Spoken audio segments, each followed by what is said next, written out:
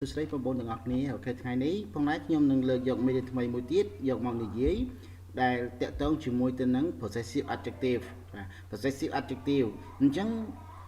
មុននឹងយើងជេនចូលដល់ទៅ possessive adjective កុំភ្លេចណាជួយ subscribe បាទគេឲ្យដាក់កណ្ដឹងឲ្យផងណាបាទអរគុណបាទ possessive adjective អញ្ចឹងយើងសួរថាតើអីទៅដែលហៅថា possessive adjective what is a possessive adjective but possessive adjective are used to clarify who or what owns something អញ្ចឹងមានន័យថាគេប្រើប្រាស់ possessive adjective ហ្នឹងគឺដើម្បីចង់បង្ហាញថាតើនរណាម្នាក់ឬក៏អ្វីមួយដែលកាន់កាប់ទៅលើរបស់អ្វីមួយដែលគេចង់និយាយថាបង្ហាញអំពីកម្មសិទ្ធិថាតើរបស់ហ្នឹងគឺជាកម្មសិទ្ធិរបស់អ្នកណាអញ្ចឹង possessive adjective គឺគេប្រើដើម្បីចង់បង្ហាញអំពីកម្មសិទ្ធិបាទ who បាទ who ហ្នឹងគឺយើងប្រើសម្រាប់មនុស្សគេថាតើអ្នកណាគាត់មានរបស់អីគេថាតើវត្ថុហ្នឹងជាកម្មសិទ្ធិរបស់អ្នកណា what ហ្នឹងគេចង់ដឹងថាតើរបស់ហ្នឹងជាកម្មសិទ្ធិរបស់អ្វីឧទាហរណ៍ដូចជាសត្វអីមួយចឹងទៅបាទដូចជាឆ្កែបាទកន្ទុយរបស់ឆ្កែឬក៏ធ្មេញរបស់ឆ្កែអីចឹងទៅបាទអញ្ចឹង what ហ្នឹងគឺចង់សំដៅទៅលើ animal ឬក៏ thing អីមួយចឹងទៅអូខេបាទនេះគឺជា possessive adjective បាទឧទាហរណ៍ my cat is really friendly okay? my cat is really friendly អញ្ចឹងពាក្យថា my នេះគឺជា possessive adjective ដែលគេប្រើដើម្បីបង្ហាញថានរណាអញ្ចឹងនរណាហ្នឹងគឺជាម្ចាស់កម្មសិទ្ធិទៅលើពាក្យថា cat អូខេបាទ who is the cat owner អញ្ចឹងគឺជា my cat អូខេអញ្ចឹង my cat ហ្នឹងគឺជា possessiveសំទោសពាក្យថា my ហ្នឹងគឺជា possessive adjective បាទឧទាហរណ៍ទី2 its tail is so long it ហ្នឹងគឺជា possessive adjective ដែលបង្ហាញអំពីថា what គឺអ្វីបាទឬក៏សត្វអីមួយចឹងទៅបាទ its tail is so long បាទ tail អូខេ tail គឺជានាមបាទគេអញ្ចឹង it ហ្នឹងគឺជាកម្មសិទ្ធិបាទគឺ what owns the tail the dog okay the dog owns the tail belongs to the dog so again possessive adjectives are used to clarify who or what owns something អញ្ចឹងគេហៅថាគុណនាមកម្មសិទ្ធិណាបាទ possessive adjective ហ្នឹងភាសាខ្មែរយើងគឺគេហៅថា possessive adjective អញ្ចឹងគេប្រើប្រាស់ possessive adjective ហ្នឹងគឺចង់បង្ហាញអំពីកម្មសិទ្ធិថាតើអ្នកណាដែលជាម្ចាស់កម្មសិទ្ធិឬមួយក៏អ្វីដែលជាម្ចាស់កម្មសិទ្ធិ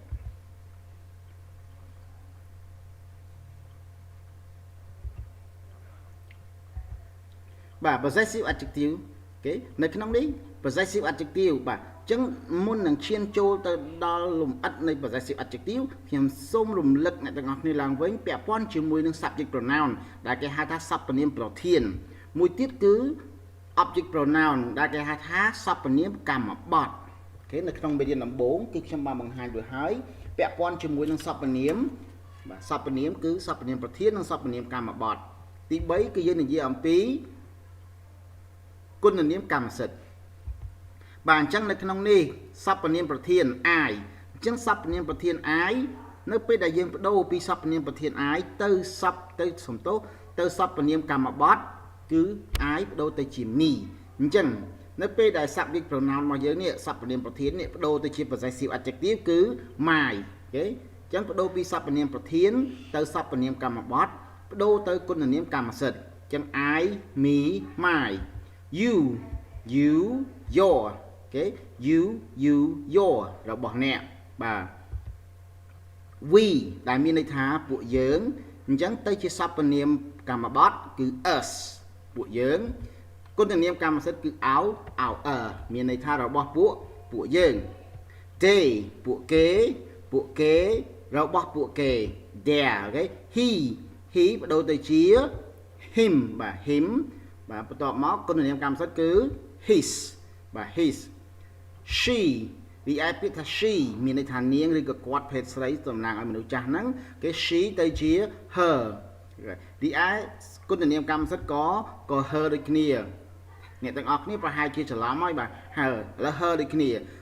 សព្វនាមកម្មបត្តិក៏ her គុណនាមកម្មសិទ្ធិក៏ her ថាតើយើងមើលយ៉ាងម៉េចទើបដឹងថាអូ her ពេលនេះជាគុណនាមកម្មសិទ្ធិ her ពេលនេះជាសព្វនាមកម្មបត្តិ kế chẳng bằng tiết trong năng lực dọc bằng háng đàm bấy cầm oi trở lắm tới ngày cào kế chẳng ít tới chia ít là đài bà khơi nhé ít tới chia ít là đài vì ai con niệm cảm xúc cứ it's cứ dân tham ấy nó bà cứ dân là its bà ít này cứ bằng hai nhầm pi cảm xúc kế bà chẳng còn chỉ là làm mấy bà hờ đời kia ít đời kia chẳng nó tại bên này trong lực dọc hờ mùi màu này dễ bà chẳng đam bay cầm oi phone trở lắm trở lắm mơ tới mê điên là bọc nhóm cứ như ông pi sắp phần niệmประเทศ hai năng sắp phần niệm cầm bọt để xem bàn bằng hoa cao video muốn bà chẳng anh ấy còn là xem lực dọc máu đam bay dùng lực làm vây bằng tích kế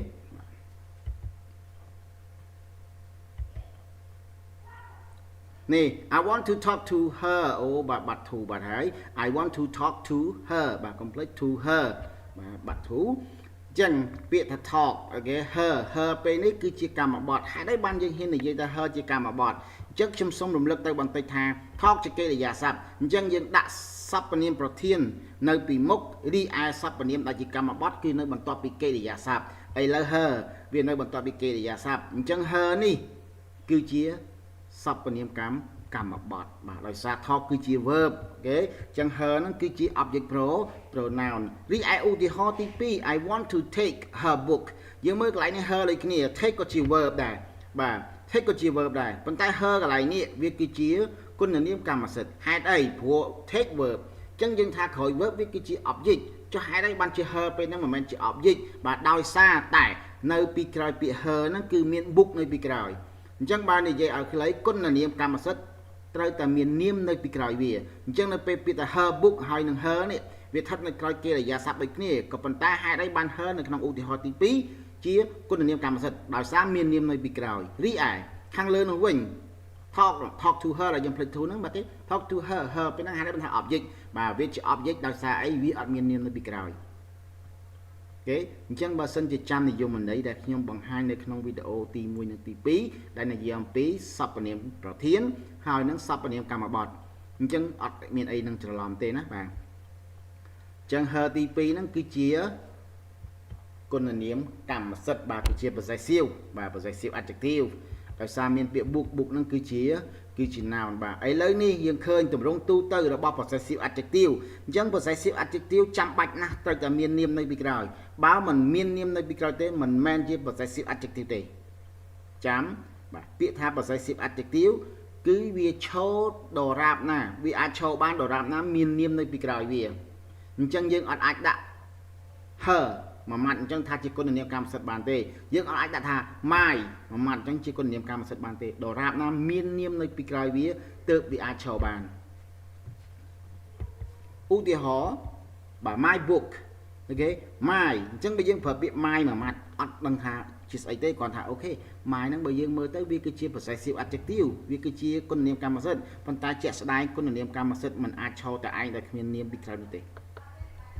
chẳng book cứ chỉ nào ok chẳng máy my book bị tiếng pin nó tới tại bà chỗ kia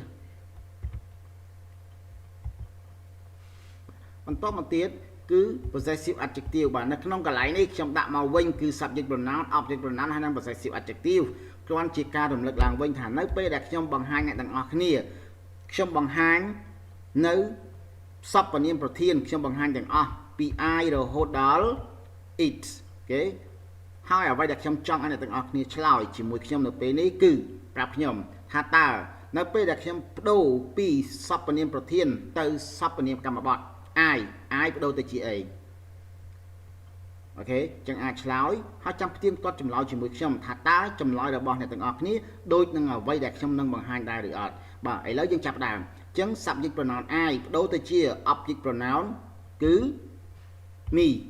ok bà nít con ta chỉ cao Washington sở mặt tập hiệp làng bánh bằng toàn pi dân ban sắc xa chỉ một nơi video thì mùi tí pí cái hai năng lực trong video thì bấy nơi slide thằng lờ và chân mì chân nó bây giờ dương trong có đô pi subject pronoun tới possessive adjective ai có đô tới chia my ok bà ai me my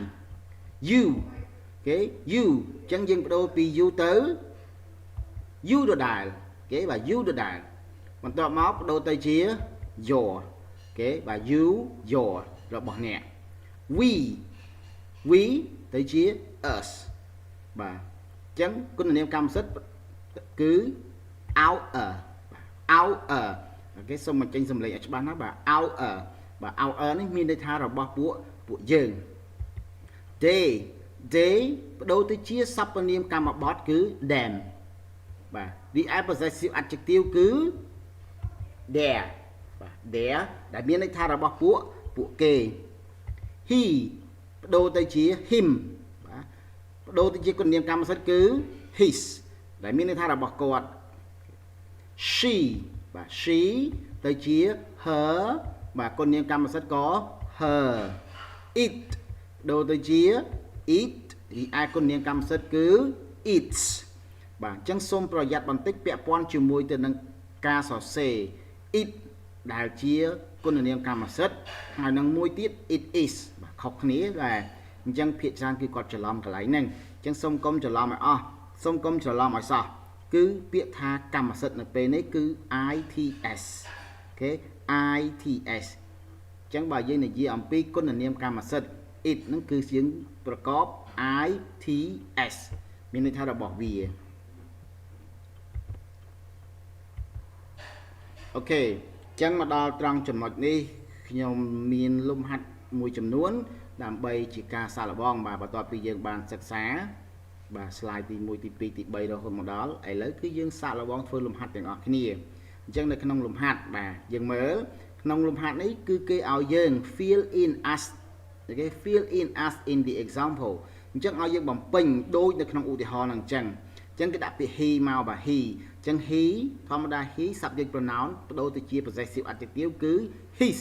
បាទ his អញ្ចឹងមិនថាអ្នកនឹងក្មេងឬចាស់ទេនៅតែ his ទាំងអស់ណាបាទអញ្ចឹង his father is a doctor I blah blah blah sister is 10 years old អញ្ចឹង I ជាសព្វនាមប្រធានបដូរទៅជាគុណនាមកម្មសិទ្ធិគឺ my បាទ my sister is 10 years old ទី2 they សព្វនាមប្រធានគេ they ពួកគេបដូរទៅជាគុណនាមកម្មសិទ្ធិ they បដូរទៅជាណា their អូខេ their របស់ពួកគេ their car is red អូខេ their car is red ទី3 you សព្វនាមប្រធាន you បដូរទៅជាគុណនាមកម្មសិទ្ធិអូខេ you ចឹង you យើងបដូរទៅជាបាទកុំភ្លេចឆែកចម្លើយជាមួយខ្ញុំណាបាទ you បដូរទៅជា your បាទ your របស់អ្នកអូខេ your bicycles are old អូខេ your bicycles are old she បាទសព្វនាមប្រធាន she ចឹងបដូរទៅជាគុណនាមកម្មសិទ្ធិបាទ she បដូរទៅជា her បាទ her របស់នាងចឹងទោះបីថាជាទូទៅយើងនិយាយថាគាត់ឲ្យតែគាត់ក៏ដោយនាងក៏ដោយបាទពូភេទស្អីដូចគ្នាចឹងគាត់ក៏ she នាងក៏ she បាទចឹងដូរទៅ her ដូចគ្នាចឹង her house is big បាទ her house ចឹងផ្ទះរបស់នាងឬផ្ទះរបស់គាត់ណាបាទអាស្រ័យលើអាយុ he បាទ he ចឹង he ដូចនៅខាងលើចឹង he យើងបដូរទៅជា his eyes are blue បាទ his eyes are blue បាទអញ្ចឹងទៅចាំពាក់ព័ន្ធជាមួយនឹងការបដូរពីសព្វនាមប្រធានបដូរទៅជាសព្វនាមកម្មបទបដូរទៅជាគុណនាមកម្មសិទ្ធិបាទអញ្ចឹង possessive adjective យើងហ្នឹងបកជាភាសាខ្មែរយើងគឺគុណនាមកម្មសិទ្ធិណាបាទចាំគុណនាមកម្មសិទ្ធិអញ្ចឹងនៅក្នុង slide ខាងលើមិញគេបង្ហាញរួចហើយគុណនាមកម្មសិទ្ធិមិនអាចឈរតែឯងបានទេវាត្រូវការនាមនៅពីក្រោយវាជានិច្ច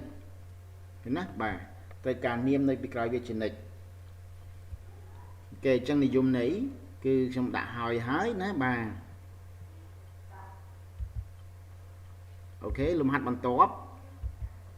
ដូចគ្នា fill in as the example ម្ដងទៀតហើយគឺពីលេខ6ដល់លេខ10ណាបាទ from number 6 to number 10 we blah blah blah dog is white អញ្ចឹង we សព្វនាមប្រធាន we បដូរទៅជាគុណនាមកម្មសិទ្ធិអូខេអញ្ចឹង we យើងបដូរទៅជា our បាទ we បដូរទៅជា our អញ្ចឹង our dog is white អូខេ our ហ្នឹងមានន័យថារបស់ពួកយើង he បាទ he blah blah blah mother is a lawyer អញ្ចឹង he សព្វនាមប្រធានបដូរទៅជាគុណនាមកម្មសិទ្ធិគឺ his បាទ his mother is a lawyer number 8 they chẳng dương đô tới chia their okay their brother is tall I សពនាមប្រធានយើងបដូរទៅជាគុណនាមកម្មសិទ្ធិចឹង I បដូរទៅជា my okay my okay my house is small we okay we បើ we ដូចលេខ6អញ្ចឹងអូខេចឹង we យើងបដូរទៅជា our បាទ our cat is black okay our cat is black yeah our របស់ពួកយើងអូខេបាទអញ្ចឹងបន្ទាប់ពី check ចម្លើយពីលេខ1ដល់លេខ10អំបញ្ញមិញបាទយើងដឹងហើយថាតើមានកំហុសដែរឬអត់អូខេណាបាទអរគុណអញ្ចឹងយើងនឹងទៅ slide បន្តទៀតបាទនៅក្នុងនេះគេចង់ឲ្យយើងជ្រើសរើសបាទថាតើ her ឬមួយក៏ hers it is her cat ឬមួយក៏ it is hers cat អូខេបាទអញ្ចឹងចម្លើយមួយណាណាបាទអញ្ចឹងគឺយើងរៀនគឺ her បាទ her ទី1មិនមែន her មានអីនោះទេគឺ her it is her cat ទី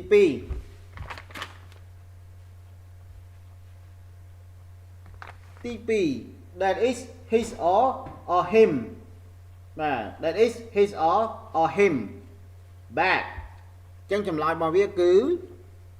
បាទគឺ his ភាសា his ហ្នឹងគឺជា possessive adjective រីឯ him ហ្នឹងគឺជា object pronoun អញ្ចឹង object pronoun បាទកុំឲ្យច្រឡំរវាង object pronoun ជាមួយនឹង possessive adjective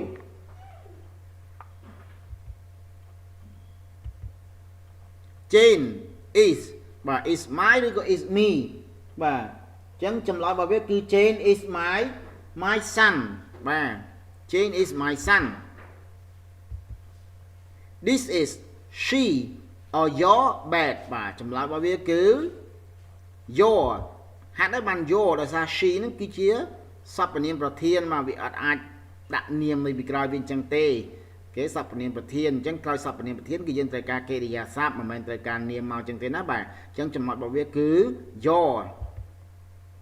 I am not there ឬក៏ him son បាទអញ្ចឹងយើងចាំហើយគេអញ្ចឹងនៅពេលដែលយើងចាំពីការបដូរពីសព្វនាមទៅសព្វនាមប្រធានទៅសព្វនាមកម្មបទទៅគុណនាមកម្មសិទ្ធិអញ្ចឹងនៅពេលដែលយើងចាំប៉ុណ្ណឹងក៏យើងអាចរើសចម្លើយនឹងត្រូវបានដែរណាបាទប៉ុន្តែពេលខ្លះក៏មិនប្រកបដែរឧទាហរណ៍ថាយើងចាំរៀងសព្វសព្វប៉ុន្តែយើងចាំនិយមន័យស្អីទៅហៅថា subject pronoun ស្អីទៅ object pronoun ស្អីគឺជា possessive adjective អញ្ចឹងបើយើងអាចចាំនិយមន័យវាបានល្អបាទគឺយើងអាចនឹងជ្រើសរើសយកចម្លើយដែលត្រឹមត្រូវបានដូចគ្នាបាទអញ្ចឹង I am not